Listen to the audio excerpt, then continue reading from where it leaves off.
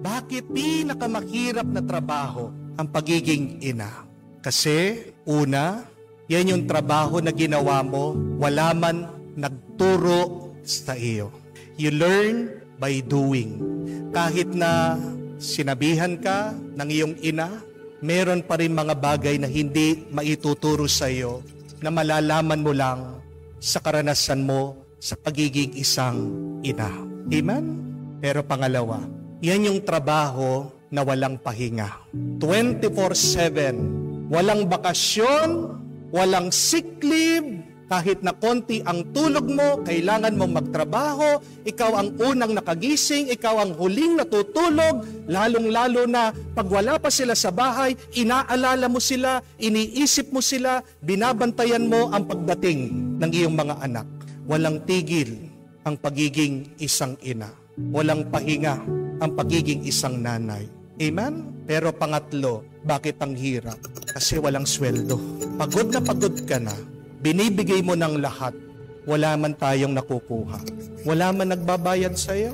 At kung minsan, yung pagod mo, paano binabayaran ng iyong asawa, ng iyong mga anak? Nagrereklamo pa sila. Ayaw yung iyong niluto.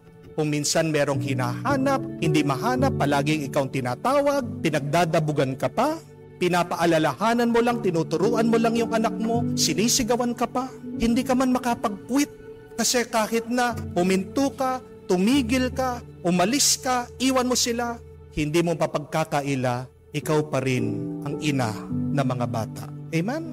Kahit na lumayas ka sa inyong tahanan, hindi mo maaalis, parte yan ng iyong pagkatao. You are still the mother. Pero bakit nakakaya ng mga ina? Kasi nagmamahal sila. Dahil pag ikaw ay nagmamahal, una, busog ka. Kaya masaya ka kahit na huli kang kumain, basta't makita mo yung iyong mga anak na nanaba. Pag nagmamahal ka, nagiging mapagpasensya ka, matiisin. Kahit na anumang gulo sa bahay, anumang kukulang o kasalanan ng ginawa ng iyong mga anak, kahit na pagkatigas-tigas ng ulo nila, kaya mo silang patawarin. At pag ikaw ay nagmamahal, palagi kang may gana, palagi kang malakas. Kahit nasa lapag ka lang matulog, basta't ang iyong mga anak nakakutsyon, kakayanin mo.